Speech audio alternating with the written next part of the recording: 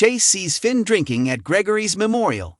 Please subscribe to our YouTube channel, General Hospital. Natalia and Blaze argue over Christina, and Christina and Molly come to an understanding. At home, Chase scribbles some notes down on a piece of paper. He grabs some coffee, and Brooklyn brings him his suit. After changing, he grabs the box with his father's ashes. At Finn's, he signs for Gregory's medical equipment to be taken away. Later, he combs Violet's hair.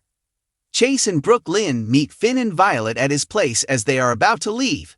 Finn sees the box Chase is holding and wishes he had left it in the car, but Chase says he couldn't set him down and walk away.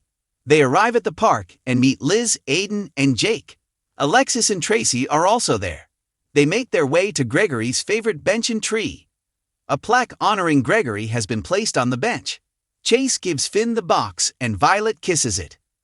Chase thanks them all for coming and speaks about his father and how the disease that struck him can't steal from him anymore. He never knew his father to be religious, but he found a prayer card he used as a bookmark with a psalm on it. He hands it to Finn, who reads it. Finn says this was one of his dad's favorite spots, so it's fitting they are doing this here, a place that gave him so much joy. He would come up here and read to Violet. Even later, when the climb up the hill became too much, he insisted he would make it on his own without help. Chase opens up for anyone to share memories and stories about his father. Liz speaks about how Gregory took her in under his father's umbrella. He would listen to her and encourage her to open up. He would give her understanding and support. She thanks Chase and Finn for sharing their dad with them. Alexis speaks about how ALS is a devastating disease that takes resolve to handle, and Gregory had a lot of resolve. He made her aware of the limitations she put on her own life, and only Gregory could have convinced her to jump out of a plane. She also says they had a big passionate kiss at the end on the tarmac, a memory she'll have forever. She also says if not for Gregory, she might not have tried to get her law license back. Finn wishes he could have learned forgiveness from his father, and he's sorry it took him so long to learn how to become the son his father deserved. He had an example in Chase, it just took him too long to learn it. Tracy speaks about how Gregory didn't suffer fools, and while she doesn't have a lot of friends, Gregory was a great friend to her. She says he was also a missed opportunity. If she had known him sooner, longer, better, would it have been? She doesn't get to know. The moral of this story is that if an opportunity doesn't present itself, make one. She says contrary to conventional wisdom, you can miss what you didn't have. Brooklyn says she thought of Gregory as a wizard, a man who created her beautiful husband and gave Chase to her in that church on their wedding day. She says because of Gregory, she knows magic is real. Violet decides to recite a poem that her grandpa used to read to her. She hopes he's happy. Chase speaks last and says it will be a long time before he lives up to his father's example. His father actually thought no one needed improving, though he did say Violet was perfect. He goes on about how his dad taught him to find something remarkable in every person they meet. Chase then scatters some of the ashes and lets Finn finish.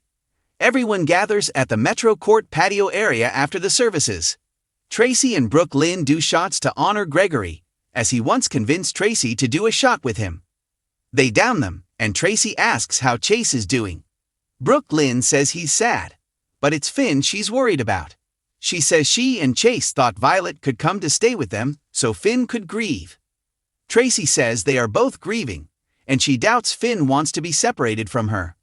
Alexis tells Finn it was a beautiful service and offers to take him to a meeting if he needs one. He says he is focused on spending time with Violet, but wants to know about that kiss she mentioned. Did she and his dad have a romance he didn't know about? She admits she was too cowardly to fall in love with a man who was dying. Brooklyn checks on Chase. He says his father's death made him realize they never know how much time they have, so he'll always tell her how much he loves her every time he has to walk away from her. Liz checks in with Finn and asks if he's feeling more settled after the memorial. Finn says he is, but he isn't sure if he's just convincing himself of that. People finally begin to head out. Liz thanks Tracy for arranging this, and then she thanks Chase for just being himself. She takes off with the boys, but first asks Chase to let his brother know that she'll see him later. Brooklyn checks on Violet as Chase looks for Finn. He ends up finding Finn downing shots. Christina meets Molly at the courthouse and is hoping to take her out for a snack. Molly says she has back-to-back sessions, so Christina says she'll wait and finish some work. Molly finally gets out of court. Christina asks if she can take her to lunch, but Molly says she has a staff meeting. They make small talk, and Christina finally reveals that she knows Molly knows what happened after the wedding and is standing here pretending she doesn't. Molly says she clearly didn't want her to know about the events. She picked up on what happened based on a simple remark Blaze made, and then she grilled her, and she probably won't ever forgive her. Christina says Blaze is very forgiving. Molly says if she is not checking in on her, and the baby is the boundary she needs, she will respect that. Christina and Molly come to an understanding. At the recording studio, Blaze tells her mom she feels bad re-recording this track without Brooklyn. Natalia says they already had the studio booked, and they couldn't have known Gregory would pass. Natalia notices her daughter is lacking energy and notes perhaps she can borrow some from Christina. Blaze says Christina isn't coming. She shared something about her with her sister that she shouldn't have, and they may be over. Natalia is sorry and says heartbreaks suck, and some relationships are not meant to last. Blaze thought they would last. Natalia reminds her she has pride and enormous talent, which should get her through this session. Blaze to go get set up, and Natalia talks to the engineer. He admits he's surprised they are redoing the single, as he thought it was perfect. Natalia thinks they can make the single and next few tracks better and gives him some notes she made.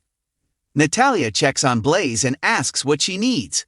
Blaze isn't feeling the music today. She feels like a fraud singing about love, and every word coming out of her mouth is a lie, which is what everyone listening to it will hear. Natalia asks if she should call Christina for her. Blaze says if Christina wanted to come, she would have, and she probably feels too hurt and betrayed to be around her. Natalia asks what happened, but Blaze says she doesn't want to go into it and asks her mother not to ask Sunny about it either. Thanks for watching this video. Please subscribe to our YouTube channel, General Hospital Update, and stay with us.